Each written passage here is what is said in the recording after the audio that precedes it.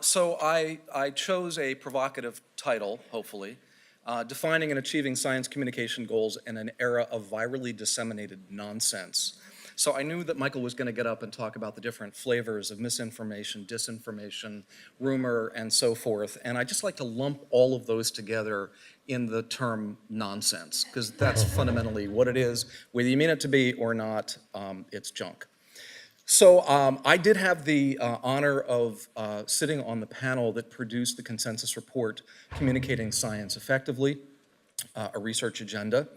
And in perhaps the largest understatement in this century, Ellen Leschner wrote, communicating about science effectively with public audiences turns out to be more difficult than it might first appear. But he also wrote, people communicate about science for lots of different reasons. There's no single audience for scientific information. The societal contexts are different, and we have to vary our communication approaches to adapt to reflect the circumstances that prevail. So what are the circumstances that prevail? Well, we've seen some data from Miller and others suggesting that, people know some science. They say they're interested in science in those same studies. But what I think they actually mean is that they like the results of science. They're not interested necessarily in the nitty-gritty of how science works or in the details of science. They're interested in the big outcomes, the discoveries, and the technology. It's also important to remember from our audience that most of us as Americans have very little background in science. Science education generally stops for most Americans at high school graduation. Only a third of Americans hold a bachelor's degree. And when I ask my students to estimate what percentage of Americans have a bachelor's degree, because all of their friends are like them, they will estimate 60%, 70%, 80%. And what I need to say, no, you need to figure out how to communicate science to people that you were not friends with in high school, right? So only a third of Americans have a bachelor's degree. Only 1 in 10 Americans has a degree involving science or engineering. So we don't necessarily have a platform to connect with that's out there in the population. Only 5% of our lives is spent in a classroom. Little of that is spent on science education. And so most of our lifelong learning about science occurs informally, and that's where a lot of the science communication that we're discussing actually resides. Unfortunately, our studies and those of others also indicate, though people don't seem to know very much basic science, they really overestimate what they think they know. And the problem, of course, is if you don't know what you don't know, you're unlikely to seek formal education, right? But what they do when they figure out that they do need to know something is they go to the internet for just-in-time science information. One of the things that we weren't supposed to do is show a cartoon that we don't have the rights to, so I'm only going to describe the cartoon, Liz, that I was going to show here, which is a New Yorker cartoon which features a school teacher teaching spelling.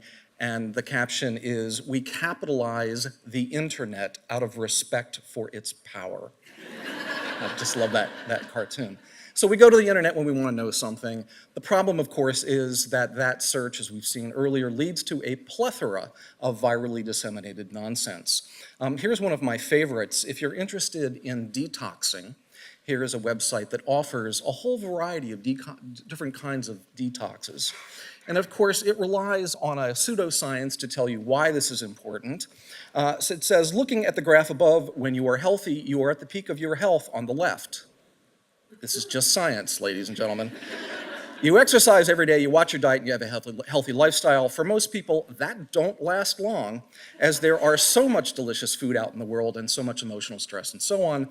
And then it gives this nice graph. You fall ill, but you never really get better. And then it lists all of these detox diets, including the Hallelujah diet. Are you familiar with this one? The Hallelujah diet is you only eat things that were mentioned in the Old Testament of the Bible. This is just science, ladies and gentlemen, all right? So you get this misinformation. It has sort of a veneer, and I'm obviously using an extreme example, but there are a lot of more sophisticated presentations of this same kind of information, which makes it sound plausible. So we do need to engage. We all need to engage as scientists and science communicators. We can't police everything, of course. We do need to engage as individuals. And in engaging, we need to be really clear about what it is that we're trying to achieve. What are our goals? In the Communicating Science Effectively book, we talked about 5 goals. I argue that there are many more than that. But essentially we said the 5 are sharing the findings and excitement of science, increase appreciation for science, increase knowledge, influence people's opinions, behavior, and policy preferences, and engage with diverse groups so that their perspectives about science, about important social issues can be considered in seeking solutions. I want to focus on the 2 middle ones. In the context of misinformation, most often what we're trying to do is essentially address misinformation either to increase knowledge and understanding of the science so that people know the science, or we're trying to influence people's opinions, behavior, and policy preferences. We're trying to get them to do something. We're trying to get them to change their attitudes or their behaviors. This has been mentioned before in a slightly different format. The key, of course, is that education is not the same as persuasion. You know, this is the deficit model all over again. We've brought this up in every one of these Sackler colloquia, but we still continue to try to educate people thinking that if we could just get them to understand the right facts, then they would reach the right conclusions. We would persuade them to change their behaviors. Ladies and gentlemen, any of you who have children know that that does not work, right? The other thing is, notice that the key assumptions between education and persuasion are different in terms of who has information worth sharing and who should be part of the decision process. So when we're not talking about controversies and people are looking for advice from experts, providing education makes sense. But in controversy where the science isn't necessarily clear, people aren't necessarily looking for that. And the real problem comes between experts who think that they're doing something good by providing information and essentially saying, I'm not going to try to persuade you, but here are the facts. People are really good liar detectors and they understand that what you're trying to do is actually persuade them. So let's be clear about our goals. If your intent is to persuade, make this clear to your audiences. The persuasion literature suggests that you're much more effective by saying, I'm going to try to persuade you to do this and here's why. And here's why perhaps it's in your interest to understand this or to change your behavior, and why it's not necessarily in my interest for you to do so. One of the things I do is I teach a course on risk communication, a course for actually health professionals. And one of the questions I ask is, what's the difference between risk communication and advertising for Coca-Cola?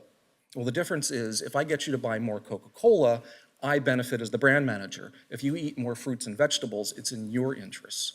So helping people understand why you're trying to persuade them is really, really important. We also need to think about, in terms of our goals, are we trying to simply correct facts or conclusions? Understanding or realizing that much of the nonsense that's out there is not contained in isolated facts, but rather in a network of unsupported arguments that lead to a false or inaccurate conclusion. So is your goal simply fact-checking or debunking more complex arguments or really challenging the conclusions that that misinformation leads to? Consider the goal of the misinformation itself. Again, Michael was alluding to this a little bit earlier. Much of the nonsense that's virally disseminated out there is not meant to inform, but actually to inflame. It's meant to have an affective response, not simply to get you to think in a different way. And really, there's no guarantee that correcting misinformation or correcting individual facts is actually going to change that affect. It's not going to put out that flame. I also want to point out that lies, we talked about lies earlier, lies only have to be plausible to be accepted. This is one of my favorite lies on the internet. I've shown this in a number of fora. This was in the Wall Street Journal. KFC sues Chinese companies over alleged 8-legged chicken rumors. The rumor was that these are 8-legged chickens with 6 wings and no feathers. And the idea, of course, is because in China, dark meat sells better than white meat, this was an advantage to Kentucky Fried Chicken. If you believe that basic premise, that what they're essentially trying to do is maximize profits, it's not difficult to believe, potentially, it's plausible, that a company might want to do this. Now, if you have raised poultry, you understand that chickens are rather attached to their feathers, both figuratively and literally. Sometimes plausibility is enhanced, so there really is fake information out there designed to convince you that this actually is true. So we need to be aware of this. What are the underlying concerns and values? One of the things that we need to look at is, if there is misinformation out there, what concern does it actually express? So simply correcting the factual information doesn't necessarily address the underlying concerns, so let's focus on what values are being expressed. And I'll end with values matter. Connecting with shared values is a much more effective communication strategy than using facts to convince people that they are simply wrong. So to end, we need to be very clear about what our goals are from the start and adopt strategies that are consistent with those particular goals. Thank you.